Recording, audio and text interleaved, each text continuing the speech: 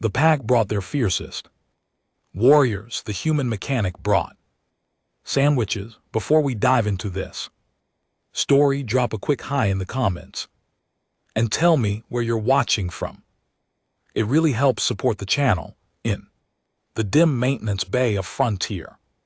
Station 7, surrounded by the constant hum of failing life support systems and the acrid smell of burnt wiring, Blake Turner wiped grease from his hands onto his already stained coveralls and stared at the impossible repair schedule on his data pad. He had 16 hours to fix systems. That should take 60, no backup, no relief crew, and a station full of dignitaries who would arrive in less than a day for the most important diplomatic summit in galactic history. Little did he know that his toolbox and lunch cooler would soon become the most critical assets in preventing an interstellar war. The message had come through 3 days ago, marked with the highest priority encryption Blake had ever seen on a civilian station. Fiercest pack, the most feared warrior culture in the known galaxy, would be meeting with the coalition of free worlds to negotiate their first peace treaty in over 200 years. Frontier. Station 7, positioned in neutral space, had been chosen as the meeting ground. The station commander, a nervous Velfrin administrator named Corax, had nearly collapsed when he read the guest list. Blake had been the only human on the station for the past 8 months, ever since the last crew rotation got delayed due to shipping lane conflicts. He had grown used to the solitude, to the peculiar looks from the various alien species that cycled through the station, to being the only representative of humanity in this small corner of space. Most species found humans oddly fascinating, though they could never quite articulate why. The Velfrins thought humans were too soft, too willing to help. The Fiercest found their persistence unsettling. The Brintali just thought they were weird. Now, as Blake stood in the guts of the station's environmental systems, tracing a fault in the tertiary cooling network, he could hear the commotion several decks above. The coalition delegation had arrived early, and from the sound of the multiple footsteps and agitated voices echoing through the ventilation shafts, they were not happy with the accommodations. His communicator chirped. It was Corax, and the administrator sounded like he was on the verge of a breakdown. Blake answered. The administrator's voice came through. In a rush, Commander Corax explained that the Fiercest were arriving in 6 hours instead of 16. Their warship had just dropped out of hyperspace at the system's edge, and the coalition delegates were already making demands about security protocols, and half the environmental systems were reading critical failures. And why had Blake not fixed everything yet? Blake took a slow breath, the kind he had learned to take when everything was on fire and people were yelling. He replied calmly that he was one person. The station needed a crew of at least 8 maintenance techs for proper operations, and he was doing the best he could, but he could not work miracles. There was a long pause on the other end. Then Corax said something that Blake had heard too many times in his career, spoken in a tone of desperate hope mixed with the particular kind of expectation that only came from not understanding how complex systems actually worked. The administrator said he had heard humans were good at miracles. Blake closed his eyes and counted to 5. He told Corax he would do what he could, then ended the call before the administrator could add anything else to the list of Impossibilities, the thing was Blake actually understood where that weird expectation came from. Humans had a reputation in the galaxy, one that had developed over the 70 years since first contact. They were the species that had gone from chemical rockets to faster than light travel in less than a century. They were the ones who looked at problems that stumped civilizations thousands of years older and asked innocent questions that somehow led to breakthroughs. They were the species that had introduced the entire galaxy to the concept of duct tape and then used it to repair a colony ship's hull breach in deep space, a fix that held for 3 years until proper repairs could be made. But Blake was not a miracle worker. He was a mechanic, a good one, sure, but still just a guy with tools and training and a really long list of broken things to fix. He made his way through the station's maintenance tunnels, a network of cramped corridors that ran behind the walls of the main areas. He had spent enough time in these passages that he could navigate them in the dark. Right now he was headed for the main environmental control hub, where he could at least get the atmospheric processors stabilized before the K-Ritha arrived. The K-Ritha.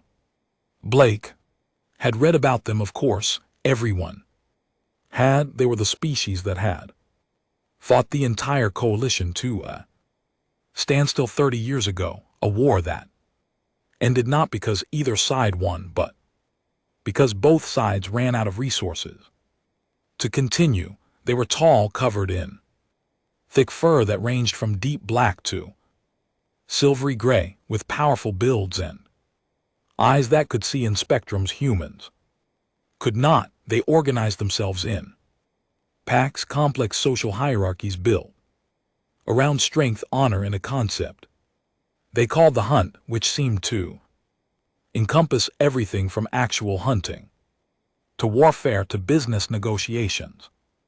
They respected strength above all else.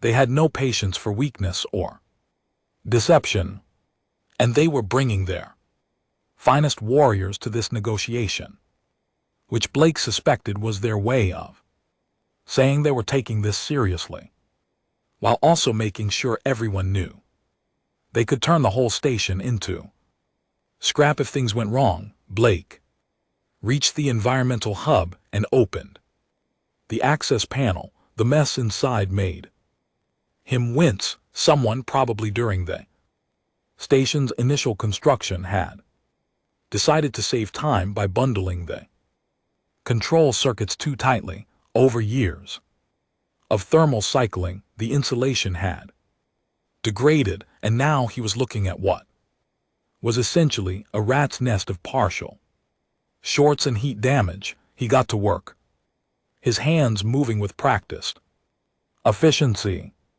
Pull the damaged sections, reroute through backup conduits, replace the burnout controller boards, rebalance the load. It was meditative in its way.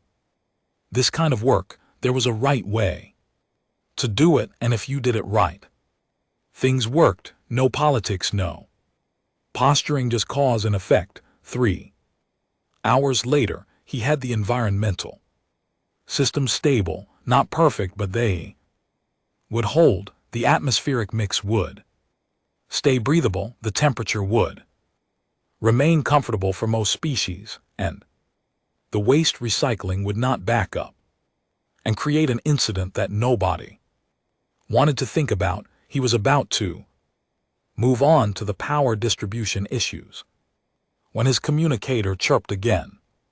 This time it was not Corex. The voice that came through was deep and resonant, with an odd harmonic quality that suggested it came from a throat not shaped quite like a human's. The voice identified itself as Security Chief Mordax of the Coalition delegation. The chief asked where Blake was and stated that they needed to meet immediately. Regarding security protocols for the K-Rithai arrival, Blake replied that he was in environmental control, that he was in the middle of critical repairs, and asked if this could wait. Response was immediate and sharp. Chief Mordex stated no, it could not wait, and that Blake needed to come to the main conference room immediately, and that this was not a request. Blake looked at his tool bag at the half-completed checklist on his data pad at the tangle of power conduits he still needed to address. Then he looked at his watch. The K-Rithai would be here in less than 3 hours. He made his way to the conference room, still in his grease-stained coveralls, tool belt hanging from his waist. The looks he got from the coalition delegates when he walked in ranged from confusion to barely concealed disdain. Security Chief Mordex turned out to be a K-Rithai, a species that looked vaguely like someone had crossed a bear with a lizard and then made the result 7 feet tall. His scales were a deep bronze color, and his eyes were the yellow of old amber. He looked at Blake the way someone might look at a stain on an expensive carpet. Chief Mordex asked if Blake was the human. Blake confirmed he was and asked what this was about. The K-Rithai's tail twitched, a gesture Blake had learned meant irritation. The chief explained that they had been reviewing the station's security measures and found them completely inadequate for an event of this magnitude, that the K-Rithai pack would arrive with their honor guard, their finest warriors, and the station had exactly 1 security officer, Velfrin, who looked like he might faint at a loud noise, and they needed to know what defensive capabilities Blake could provide. Blake blinked. He said he was a mechanic, not security, and his defensive capabilities consisted of a welding torch and a really heavy wrench. The room went quiet. Several delegates exchanged glances. A Brintali representative, her crystalline features catching the light in prismatic patterns, spoke up. She explained that they were told humans were warriors, that human military forces had helped in the scattering wars, that humans had a reputation for being, and here she paused as if searching for the right word. Formidable. Blake felt a headache building behind his eyes. He told them that yes, humans could fight. Humanity had a... He was not military. He fixed air conditioners and power converters, and if they wanted security, they should have brought security. Chief Mordex's scales darkened, another sign of K-Rith agitation. The chief stated that they did bring security, 12 armed guards, but the K-Rithai were bringing their honor guard, and a K-Rithai honor guard could tear through 12 regular soldiers like paper, and they had assumed that having a human on station meant they had someone who could, and here he gestured vaguely, even things out. Blake stared at the security chief, then at the assembled delegates, then he started laughing. He could not help it. The absurdity of the situation, the weight of their expectation, the sheer ridiculousness of thinking that one mechanic was some kind of secret weapon. It all hit him at once. The laughter died when he saw their faces. They were not joking. They actually believed this. Blake took a breath and explained as clearly as he could. He told them he understood humans had a certain reputation, but that reputation came from specific contexts. That yes, humans were persistent and creative and had done some impressive things, but he personally was just trying to keep the station from falling apart. And he had maybe 2 hours of work left before the Corinthian arrived and could He please go do that so everyone did not suffocate or freeze. There was a long silence. Finally, a Velfrin diplomat, smaller than Corix but with more elaborate head crests, spoke in a quiet voice. She said they understood that they had perhaps placed unfair expectations on Blake, but they were frightened and the Corinthian were frightening, and they had hoped well. They had hoped for a miracle. Blake felt his irritation drain away. These were not warriors or strategists. They were diplomats, administrators, people who spent their lives in negotiations and compromises, and they were scared. He told them softly that he would do what he could, but right now what he could do was make sure the station did not kill everyone before negotiations even started, and that had to be enough. As he left the conference room, Blake heard one of the delegates mutter something about human humility being another unexpected trait. He was not sure if that was a compliment or another unrealistic expectation to add to the pile. Back in the maintenance corridors, Blake worked with renewed focus. Power distribution check, gravity generators balanced, communications array optimized. He moved through the station systems like a surgeon, finding problems and fixing them, or at least patching them well enough to last through the summit. With 40 minutes to spare before the Corinthian arrival, Blake finally allowed himself to stop. He was exhausted, covered in various types of grease and coolant, and hungry enough that his stomach was staging a protest. He made his way to his small quarters, a cramped room barely large enough for a bed and a tiny food preparation area. He had missed lunch and dinner and probably several other meals. His emergency rations were depleted from the last long repair session, but in his small cooling unit, he found the ingredients he had been saving for a special occasion that never seemed to come. Fresh bread from the last supply ship, real tomatoes grown the station's small hydroponics bay, actual cheese from a trader who specialized in human foods, and some kind of deli meat that was close enough to turkey. Blake made sandwiches, 4 of them, because he was that hungry. He wrapped 2 in preservation film for later, took a bite of the first one, and nearly cried at how good simple food could taste when you were this tired. His communicator chirped. The Corinthian had arrived. Blake grabbed his sandwiches, figured he could eat on the way, and headed for the main docking bay. He was not supposed to be there.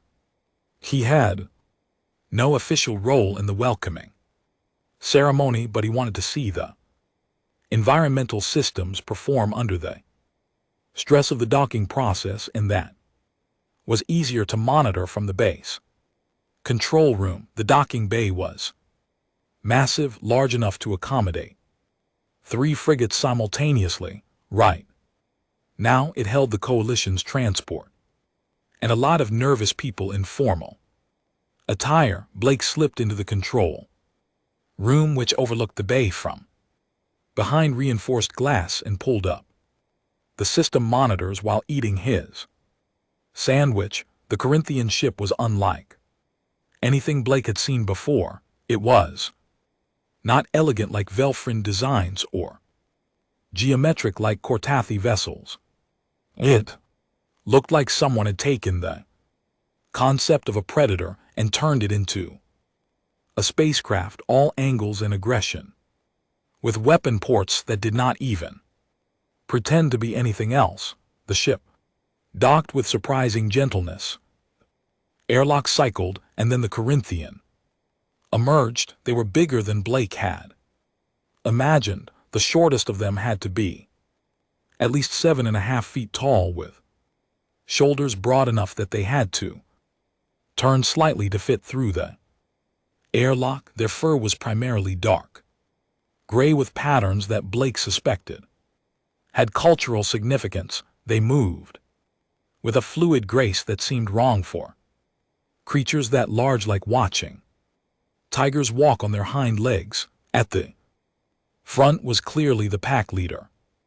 Her fur was almost black, shot through with silver that caught the light, and she carried herself with an authority that needed no announcement. Behind her came the honor guard, 6 warriors who looked like they could tear a bulkhead apart. With their bare hands, the coalition delegation stepped forward, led by the small Velfrin diplomat from earlier. She began the formal greetings, her voice steady despite the fact that she barely came up to the pack leader's waist. Blake watched from the control room, monitoring the systems, taking another bite of his sandwich. Everything was holding. The atmosphere processors were handling the additional load. The gravity was stable. The docking clamps were secure. He allowed himself a moment of satisfaction. Then alarm started blaring.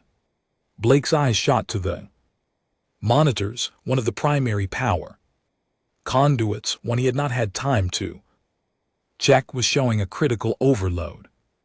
The additional draw from the Corinthian ship systems integration was pushing it past tolerance. He had maybe 30 seconds before it blew, and if it blew, it would take out power to half the station, including life support for the guest quarters. He did not think he ran. The conduit access was 2 decks down and halfway across the station. Blake sprinted through corridors, his tool belt banging against his hip, still clutching his half-eaten sandwich. Because his brain had not caught up enough to tell him to drop it, he reached the access panel, yanked it open, and was hit by a wave of heat that spoke of imminent catastrophic failure. The conduit was glowing, literally glowing, the metal taking on a cherry red color. That meant the insulation inside was already burning. He had seconds, not minutes. Blake grabbed the emergency cutoff, a manual lever that required about 100 pounds of force to activate. It was designed for species stronger than humans. He grabbed it with both hands, planted his feet, and pulled with everything he had. The lever did not move. Blake swore, readjusted his grip, and tried again. His shoulders screamed in protest. The lever shifted slightly. Not enough. He looked around desperately. His eyes landed on his tool belt, specifically on the 3-foot-long torque multiplier he used for stuck bolts. It was basically a pipe with a ratchet mechanism designed to give mechanical advantage.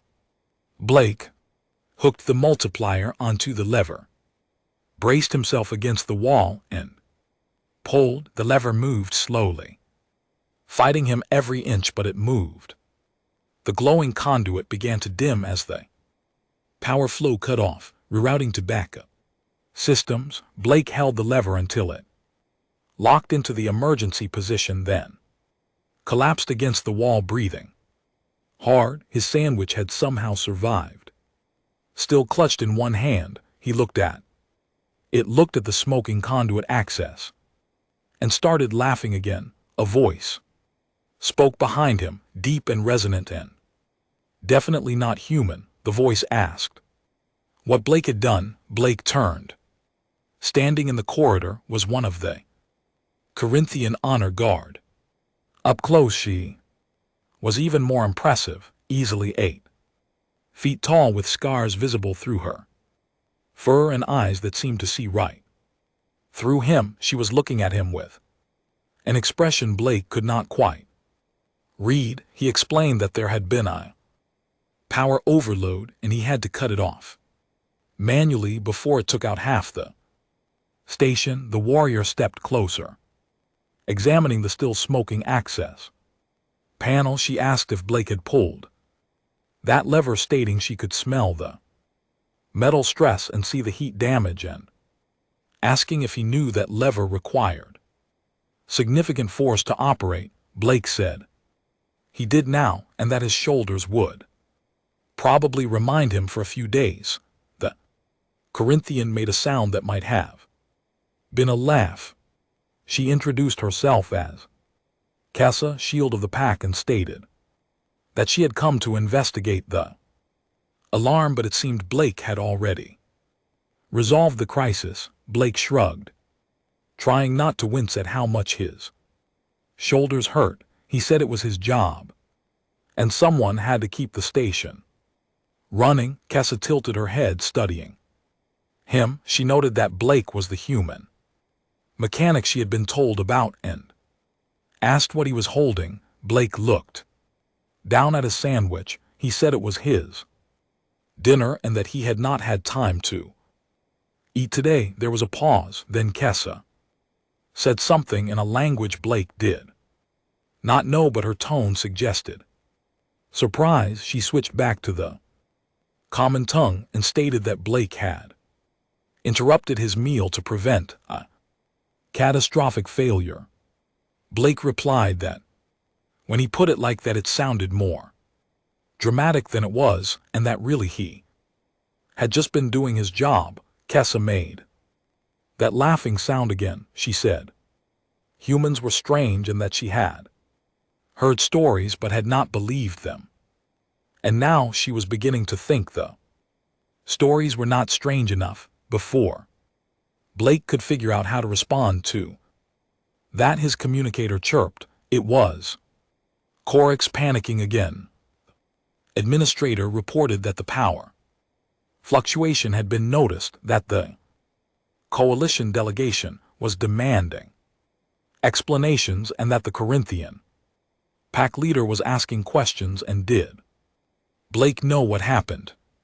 Blake reported that he had handled it, that there was a conduit overload, but it was now isolated and running on backups, and that he would have a full repair completed in about an hour. Corex sounded like he might cry with relief. The administrator thanked Blake, said he was a miracle worker, and promised to include this in his commendation report.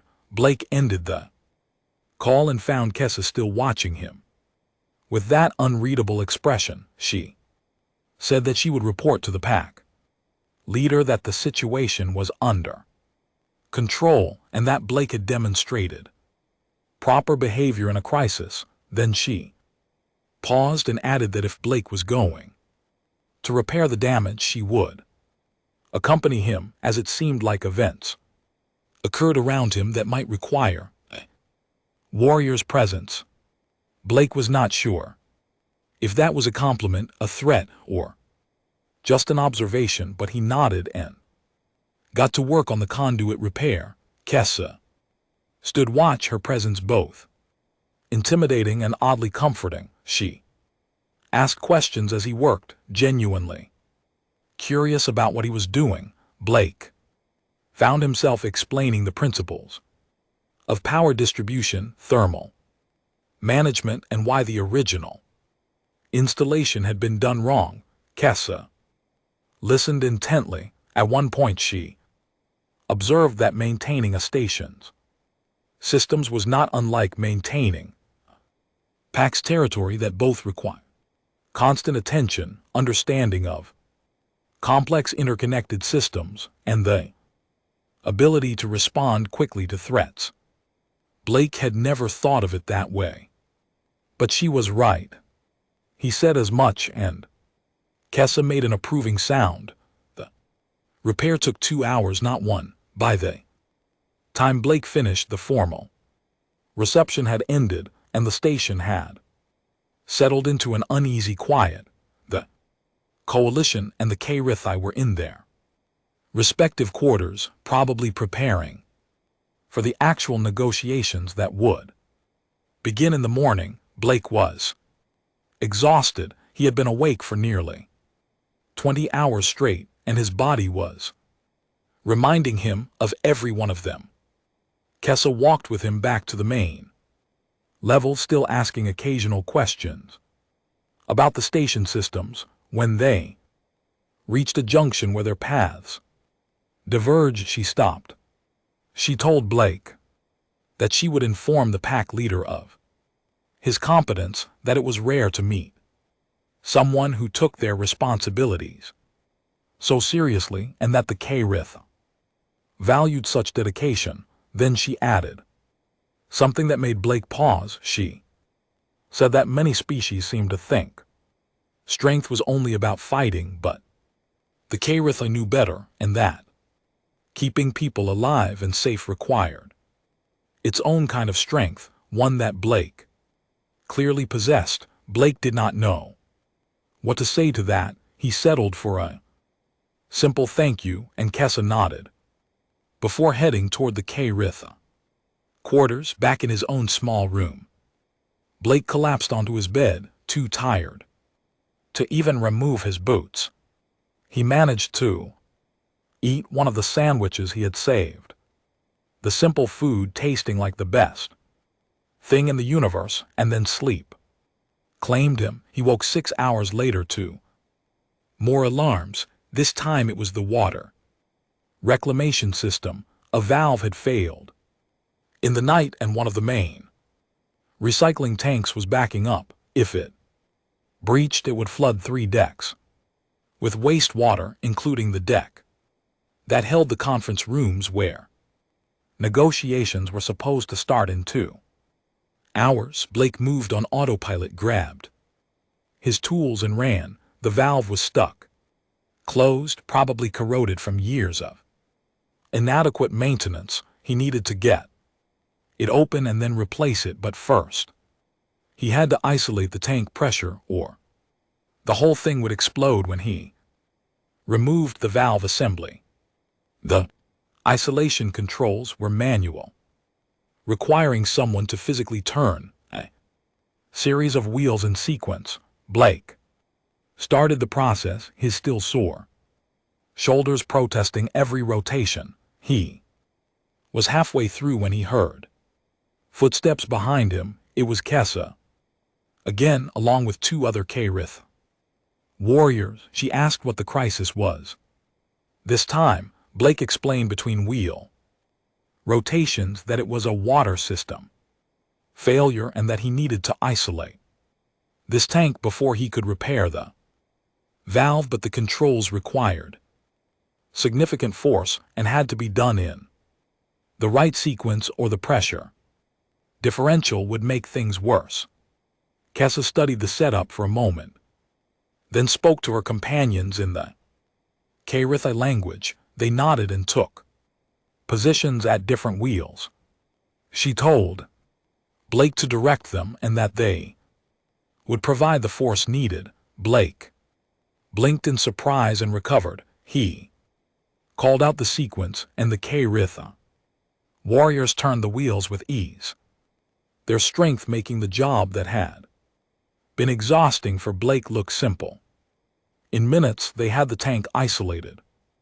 Blake got to work on the valve replacement. Kessa watched occasionally, handing him tools when he needed them, somehow knowing which one he wanted.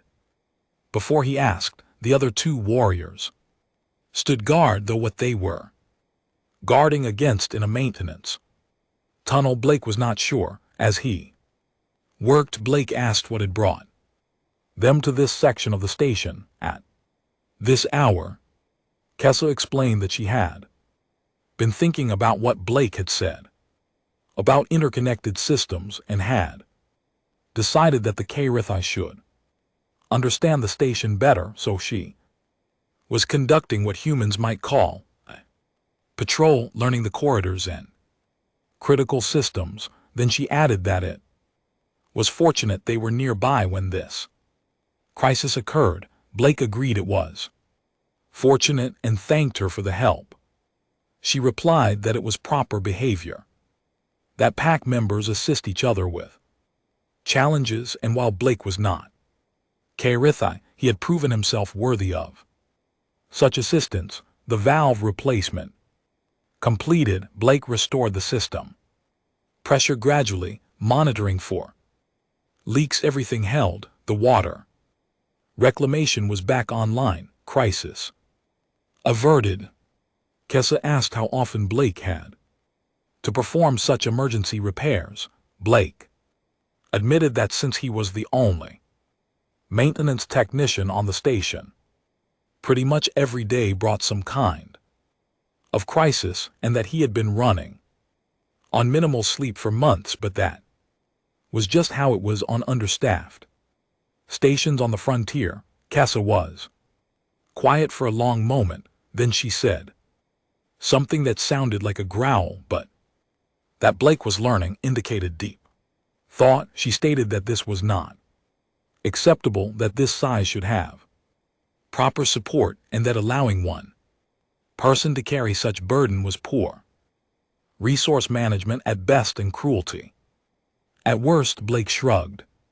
He said the coalition had budget issues and staffing shortages, and that frontier stations were low priority, and that he had signed up for the job knowing it would be hard. Kessa made that growling, thinking sound again, but did not respond further. They made it back to the main level just as the morning shift began. Such as it was, the negotiations were scheduled to start in an hour. Blake desperately wanted a shower and food, but he settled for washing his hands and face in a maintenance room sink and eating the last sandwich he had made the day before. It was a bit stale, but still edible. He was about to head back to his quarters when Corex found him. The administrator was even more agitated than usual, his head crests vibrating with stress. Commander Corex stated that they had a serious problem, that the coalition delegates had requested a particular temperature range for the negotiation room, and the Kairithai had requested a different range, and the room's environmental controls could not accommodate both without creating uncomfortable gradients. And could Blake fix it? Blake looked at his data pad at the room in question, at the environmental specifications. The problem was not the controls. The problem was that the room was too small, and the air circulation was not designed for precise zoning. He told Corex that he could not fix it, not in an hour, and maybe not at all without major renovations. The administrator looked like he might faint. Blake thought for a moment, then asked if they could use a different room. Corex said all the other suitable rooms were being used for various delegation functions. Blake asked what about the cargo bay on deck 3, the one that was currently empty? The administrator blinked. He said that was not a proper conference room, that it was just an empty space. Blake pointed out that empty spaces had advantages like size for proper environmental zoning and flexibility for setup, and maybe it would not be traditional, but it would actually work. Corex considered this, his head crests slowing their vibration. He said it was irregular, but that he supposed irregularity was better than complete failure, and that he would propose it to both delegations. An hour later, Blake found himself in Cargo Bay 3, helping set up tables and chairs while both delegations looked on with varying degrees of skepticism. The coalition delegates clearly thought this was beneath the dignity of such important negotiations. The Kairithai, on the other hand, seemed almost amused. The pack leader, whose name Blake learned was Nerith, approached him while he was adjusting the environmental zone settings. She asked if Blake was the human mechanic who had prevented multiple station failures in the past day. Blake confirmed he was and apologized for the unconventional meeting space but explained the environmental limitations of the traditional conference rooms. Nerith made a sound that was definitely a laugh. She said that the K-Ritha appreciated practical solutions over ceremonial nonsense, and that a space that functioned properly was far superior to a prestigious space that did not, and that she was beginning to understand why humans had such an unusual reputation in the galaxy. Blake was not sure how to respond to that, so he just nodded and continued his work. The negotiations began, and Blake excused himself. He had more repairs to handle, and watching diplomats talk was not his area of expertise. He spent the rest of the day working through his maintenance checklist, fixing things that had been broken for weeks, finally having time to do proper repairs instead of just emergency patches. Late in the afternoon, alarm sounded again. This time it was not a system failure. It was a security alert. Blake's first thought was that the negotiations had gone wrong, that someone had started shooting, but when he checked his communicator, the message was different. There was an unidentified ship approaching the station, not responding to hails, and trajectory analysis suggested hostile intent. Blake rushed to the main operations center, where Korix and several coalition security officers were staring at scanner displays with expressions of panic. The ship was small but fast, and it was armed. Chief Mordex was barking orders, trying to coordinate a defense with the station's minimal weapon systems, which had not been properly maintained in years and which Blake had not had time to check. Blake asked what was happening. The Kortathi security chief explained that it appeared to be a pirate vessel, probably hoping to take advantage of the station's current high-value occupants, and that their weapon systems were only partially operational, and that they had maybe 5 minutes before the ship was in firing range. Blake pulled up the weapon systems diagnostics on a spare console. What he saw made his heart sink. Targeting systems were completely offline. The power feeds were barely functional, and the main plasma cannon had a fault in its magnetic containment. That meant it would probably explode if they tried to fire it. He told Chief Mordex that they could not use the weapons, that attempting to fire would likely destroy the station faster than the pirates could. The security chief's scales went pale. He asked what they should do then. Before Blake could answer, the door to operations opened, and Nerith strode in, followed by Kessa and the other honor guard members. The pack leader asked what the situation was, her tone commanding immediate answers. Chief Mordex explained about the pirate ship, the non-functional weapons, the approaching threat. Nerith listened, then asked a simple question. She asked where the pirates would dock if they intended to board. Blake brought up the station schematic and highlighted the most likely access points, the airlocks that would be easiest to breach. Nerith studied the display, then spoke to her honor guard in their own language. They responded with what sounded like eager affirmatives. She turned back to the coalition officers and stated that the Kortathi would handle the borders, that this was a situation that required warriors, and that they should focus on protecting the delegates and non-combatants. Chief Mordex looked like he wanted to argue, but clearly thought better of it. He nodded and started organizing the evacuation of non-essential personnel. Blake started to leave with the others, but Kessa stopped him. She said that Blake knew the station better than anyone, and that his knowledge of access, routes, and system controls could be valuable in a fight. Blake pointed out that he was not a fighter.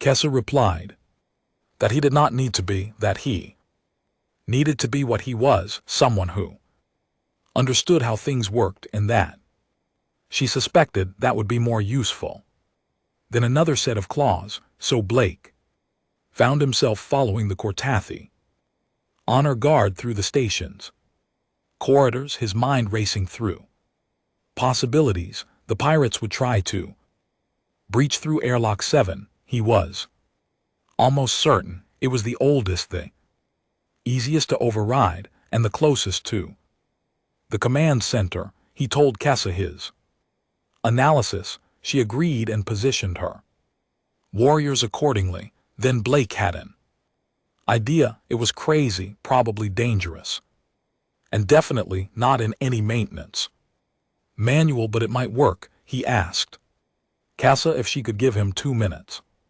before the pirates breached. She looked at him with those intense eyes and asked what he planned to do. Blake explained that airlock 7 had a safety feature, a pressure equalization system that could be manually overridden, and that if he disabled the safeties and adjusted the atmospheric pressure in the lock chamber, he could create conditions that would be very uncomfortable for whoever was inside. Kessa's expression changed to something that might have been respect. She said that causing discomfort to enemies before battle was a sound tactical approach, and that she would ensure Blake had his 2 minutes. Blake ran to the nearest maintenance access and pulled up the airlock control systems. The safety overrides were designed to prevent exactly what he was planning, but they were also designed to be accessible to maintenance personnel who knew what they were doing. He worked fast, disabling safeties, rerouting pressure controls, setting up a program that would trigger when the outer airlock door opened. It was sloppy code, written in a hurry, but it should work. 1 minute 50 seconds. He confirmed the programming and ran back to where Kessa waited. She asked if it was done. Blake said it was, and that when the pirates opened the outer door, they would get a surprise. 30 seconds later, the station's sensors registered the airlock breach. The outer door was forced open, and Blake's program triggered. The airlock chamber flooded with atmosphere at 3 times normal pressure, followed immediately by a rapid decompression to half normal pressure, then back to triple pressure. The cycling repeated every 5 seconds, creating a pressure differential that would make anyone inside feel like their ears and sinuses were exploding, make breathing difficult, and generally turn the simple act of moving through the airlock into an agonizing experience. The pirates stumbled out of the airlock, disoriented and in pain, directly into the waiting Cortathi honor guard. The fight was brief and brutal. The Cortathi moved with coordinated precision, disarming and incapacitating the boarders in seconds. It was like watching a demonstration of overwhelming superiority, a reminder of why the Cortathi had fought the entire coalition to a standstill. When it was over, 12 pirates lay unconscious or groaning on the deck, and not a single Cortathi had taken a serious injury. Nerith herself had come to observe the resolution. She looked at the disabled pirates, then at the still cycling airlock, then at Blake. She asked if Blake had created the pressure trap. Blake confirmed he had, explaining that it was just a modification of the safety systems, and that he would need to reset everything once they had the pirates secured. Nerith made a sound that was definitely approval. She stated that using the environment itself as a weapon showed proper tactical thinking, and that Blake had the mind of a warrior even if he did not have the body for direct combat. Blake was not sure if that was a compliment, but Kessa seemed pleased, so he took it as one. The coalition security forces arrived and took custody of the pirates. Chief Mordex approached Blake with an expression that mixed gratitude and disbelief. The security chief said that was brilliant and asked where Blake had learned such tactics. Blake shrugged and said he had just thought about what tools he had available and how to use them, and that really it was just applied maintenance knowledge. Chief Mordex shook his head slowly and muttered something about humans being unfairly versatile. With the immediate crisis resolved, Blake reset the airlock safeties and made sure the systems were back to normal operation. The pirate ship it turned out had fled when their boarding party stopped reporting in. The coalition was sending a patrol to track them down, but that was someone else's problem now. Blake made his way back to the cargo bay, where negotiations had apparently continued through the entire incident.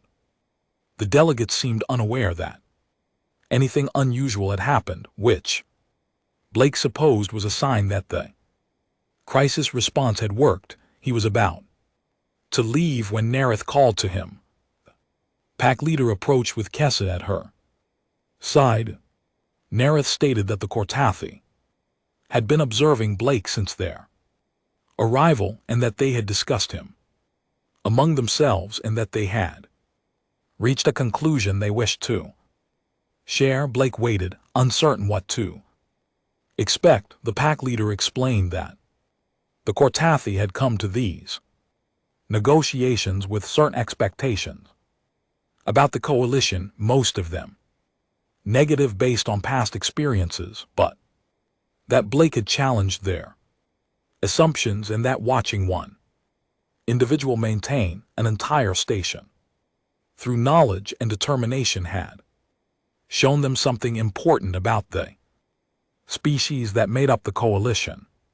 She continued, saying that the Kortathi valued strength, but that they had learned through centuries of warfare that strength took many forms, and that the ability to maintain, to repair, to keep systems and people functioning under adverse conditions was a strength that deserved recognition. Blake did not know what to say. He managed to thank her for the kind words. Nerith was not finished. She stated that the negotiations were proceeding well, better than expected, and that the Kortathi had decided to propose something unprecedented in the final agreement, a cultural exchange program that would place Kortathi observers with various coalition species to learn their different forms of strength. She added that she would be requesting that the first such observer be placed here on Frontier Station 7 to learn from Blake how humans maintain complex systems with limited resources, as this was a skill the Kortathi fleet could benefit from greatly. Blake blinked. He asked if she meant someone would come to watch him fix air conditioners and power couplings. Nerith replied that yes, essentially, and that the Kortathi did not view such work as beneath warriors, but rather as a different form of battle, one against entropy and system failure rather than against enemies. Kessa added that she had volunteered for this assignment as she found Blake's approach to problem-solving fascinating and believed she could learn much. Blake looked at these towering warriors who could tear apart armed pirates with ease, who represented one of the most feared military forces in the galaxy, and who apparently wanted to learn maintenance procedures from a chronically sleep-deprived mechanic on an understaffed frontier station. He said that if they were serious, he would be happy to teach them, but that they should know most of the work was tedious, dirty, and involved a lot of crawling through tight spaces. Kessa made that laughing sound and replied that Cortathi training involved far worse conditions and that she was not afraid of tight spaces or dirt. The negotiations concluded successfully 2 days later.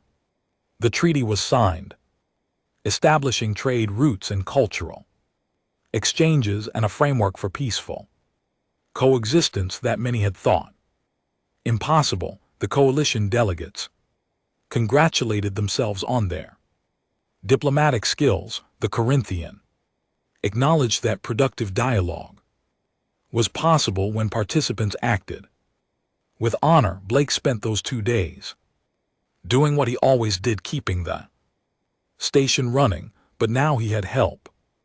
Kessa had immediately begun following him on his maintenance rounds, asking questions, learning the systems, and providing her considerable strength for the tasks that required it. He taught her about power distribution, environmental controls, structural integrity monitoring, and a dozen other systems that kept the station alive.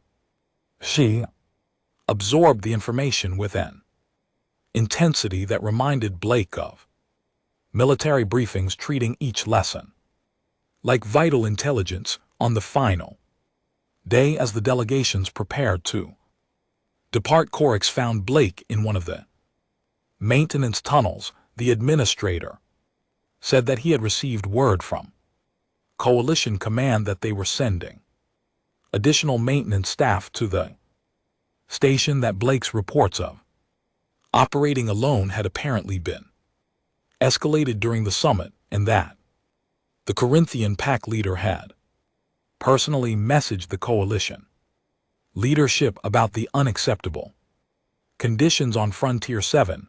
Blake was stunned. He asked if Nerith had really done that.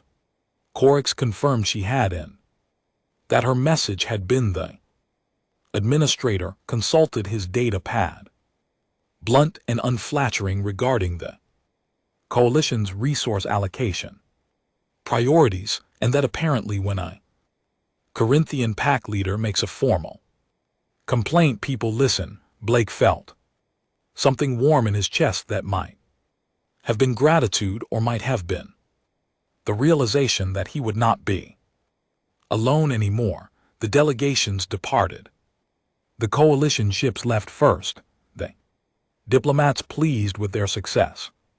The Corinthian followed, their warship as intimidating, leaving as it had been arriving, but Kessa stayed. She had officially been assigned as the first Corinthian observer with authorization to remain on Frontier 7 for a minimum of 6 months to study human maintenance and engineering practices. Blake showed her to the quarters that had been hastily prepared, much larger than his own small room, but still modest by any standard. She looked around the space and stated it was adequate, then asked when they would resume training.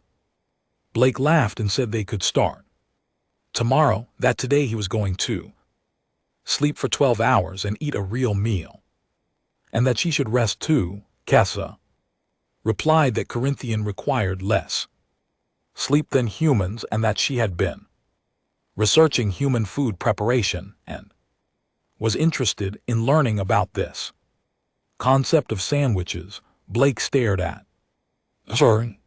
He asked if she meant she wanted to learn how to make sandwiches. She confirmed this, explaining that she had observed Blake eating them during crisis situations, and that any food that could be consumed while responding to emergencies seemed tactically valuable.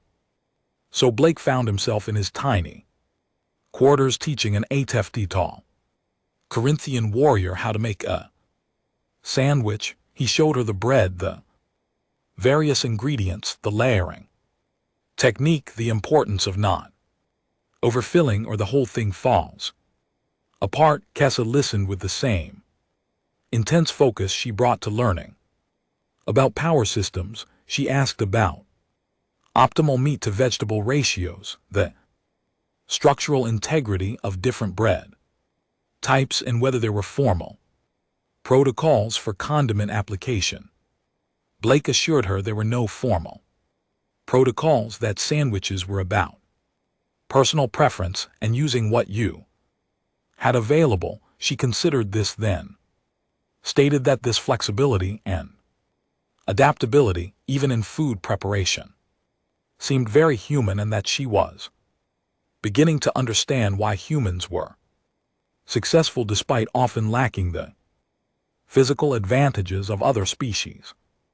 They made sandwiches together. Blake used his usual ingredients. Kessa experimented with combinations that seemed random to Blake, but that she insisted were based on Corinthian flavor profiles. The result looked strange, but she seemed satisfied. They ate in comfortable silence, sitting in Blake's small quarters, an exhausted human mechanic and a Corinthian honor guard, sharing a meal after preventing a war and surviving a pirate attack and keeping a station running through sheer determination. Kessa broke the silence.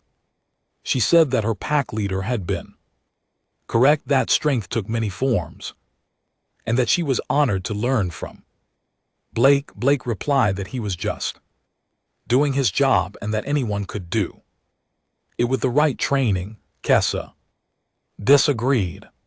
She said that many could learn the technical skills, but that what Blake had demonstrated went beyond technical knowledge, and that it was the combination of knowledge, persistence, creativity under pressure, and the willingness to help others even at personal cost that made him remarkable. Blake felt his face heat up. He was not good with compliments, especially ones that serious. He changed the subject, asking Kessa about Corinthian engineering practices, genuinely curious about how their ships maintained such reliability despite their aggressive designs. She brightened at the question and began explaining Corinthian maintenance philosophies, which turned out to involve a lot of redundancy and a cultural emphasis on taking care of one's tools and equipment that bordered on spiritual. They talked for hours, trading knowledge, comparing approaches, finding unexpected common ground between human improvisation and Corinthian dedication to proper maintenance.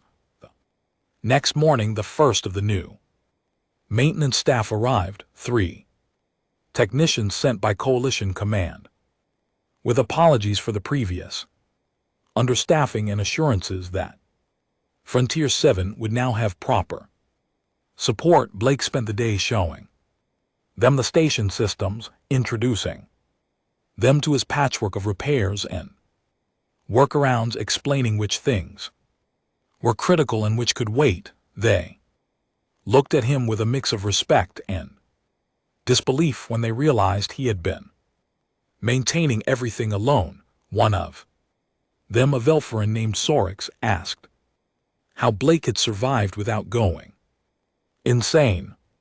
Blake shrugged and said, "You just did what needed doing, one task at a time." Sorix shook his head and said that humans were either crazy or blessed, and he was not sure which. Kessa, who had been observing the training, stated that humans were neither crazy nor blessed, but rather possessed a particular form of practical stubbornness that served them well in adverse conditions. The new technicians stared at the Corinthian warrior. Blake introduced her and explained the observer program. They looked even more confused but nodded and accepted it. This was a frontier station where things happened over the following weeks. Routine developed. Blake and his new team maintained the station, which was much easier with proper staffing. Kessa learned everything she could, asking endless questions, taking detailed notes, and occasionally offering insights from Corinthian practices that actually improved their procedures. Word of the unusual partnership spread through coalition space. Other species began requesting Corinthian observers. The cultural exchange program expanded beyond anyone's initial expectations. Blake received a commendation from Coalition Command, official recognition, for his role in maintaining the station during the summit and preventing the pirate attack. He filed it away and went back to work. 6 months passed quickly. Kessa's assignment was officially complete. The Corinthians sent a ship to retrieve her, but she requested and received an extension. She told Blake that she had not yet learned everything she wanted to learn, and that her reports back to the pack had generated significant interest in human engineering approaches. Blake asked what she had told them. She explained that she had reported on human ability to maintain complex systems with minimal resources, on the creative problem solving humans employed when proper solutions were not available, on the tendency of humans to help others even when not required to do so, and on the peculiar human practice of making food that could be eaten during crisis situations. Blake laughed and said that she had basically written a report about his sandwich-making skills. Kessa replied seriously that the sandwiches were relevant, that the ability to maintain basic needs like nutrition even during high-stress situations was important for sustained operations, and that the Corinthian fleet had actually begun implementing similar practices. After reading her reports, Blake blinked. He asked if she meant the Corinthian military was now eating sandwiches. She confirmed this, adding that the concept of portable, customizable nutrition had been well received, and that several pack leaders had sent requests for more information on optimal sandwich construction techniques. Blake started laughing and could not stop. The image of fierce Corinthian warriors carefully assembling sandwiches according to tactical nutrition guidelines was too absurd and too wonderful. Kessa watched him laugh, her expression fond. She said that this was very human too, finding humor in unexpected places, and that it was one of the things she had come to appreciate most about his species. A year after the summit, Frontier Station 7 had transformed, properly staffed, well maintained. It had become a hub for coalition and Corinthian cooperation. More observers came from both sides, learning from each other, building relationships that would have been impossible before. Blake trained them, all human and alien alike, sharing his knowledge freely. He taught Corinthian about improvisation, Velferans about persistence, Cortathi about creative problem solving, and he learned from them too, incorporating their techniques, their perspectives, their different approaches to the same problems. The station commander position changed. Corex was promoted to a position at coalition headquarters, replaced by a human administrator named Sarah Morgan, who actually understood maintenance requirements and who made sure the station got the resources it needed. Blake met with her on her first day. She reviewed his records, his repair logs, his reports from the year of solo operation. She asked how he had managed without completely burning out. Blake thought about it. He said that someone had to do it, and that the work mattered, and that when you break it down, to individual tasks instead of looking at the overwhelming whole. Most things are manageable. Sarah smiled and said that was the most human answer she had ever heard, and that it was exactly why she had requested this assignment to work with someone who understood that philosophy. She added that Coalition Command had been impressed enough with the results on Frontier 7 that they were implementing similar observer programs across the frontier, and that Blake's approach to maintenance and cooperation had become something of a model. Blake did not know how to feel about that. He had just been trying to keep the air conditioning running. 2 years after the summit, Nerith returned to Frontier 7. She was leading a Corinthi delegation to formalize expanded cooperation agreements, but she made time to meet with Blake privately. She told him that the cultural exchange he had helped start had changed Corinthi society in ways she had not anticipated, that exposure to human persistence and creativity had influenced everything from military tactics to civilian infrastructure management, and that the Corinthi owed him a debt. Blake protested that he had just done his job, and that Kessa had done all the real work of bringing the knowledge back to her people. Nerith made an amused sound. She said that Kessa had indeed been an excellent observer, and that her reports had been invaluable, but that without Blake's willingness to teach, to share, to treat a warrior of a former enemy species as a student and friend, none of it would have been possible.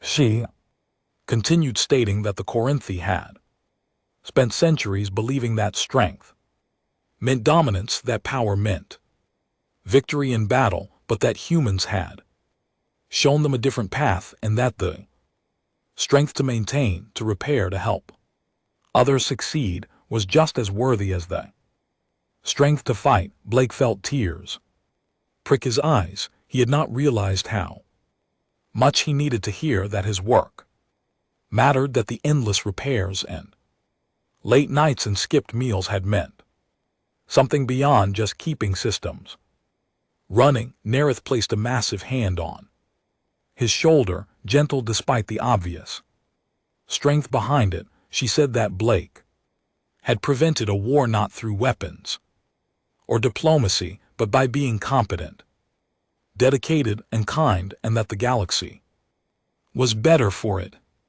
As she left, Blake stood in the maintenance bay where this had all started, surrounded by humming equipment and blinking status lights. His team was scattered throughout the station, handling their assigned tasks. Kessa was training a new batch of observers in proper diagnostic procedures. The station ran smoothly, efficiently, the way it was supposed to. Blake pulled out his data pad and checked the maintenance schedule. There was always more work to do, more systems to check, more repairs to make, but now he did not face it alone. He smiled, grabbed his tool bag, and headed for the next task on his list. Somewhere in the station, an alarm would probably sound soon. Some system would fail in an unexpected way, and he would have to figure out how to fix it with whatever tools and materials he had available. That was the job. That was what he did. And maybe, just maybe, that was its own kind of strength the pack had brought. Their fiercest warriors. Blake had brought sandwiches, and somehow, in the weird logic of the universe, that had been exactly right, and that was the end of the story. If you listened all the way to here, don't forget to leave feedback about what you thought of the story in the comments, whether positive or negative. Your feedback helps us improve. Also, leave your like and subscribe to the channel for more stories like this one, and I'll leave here on the screen another video that I'm sure you'll like. Big hug and see you in the next story.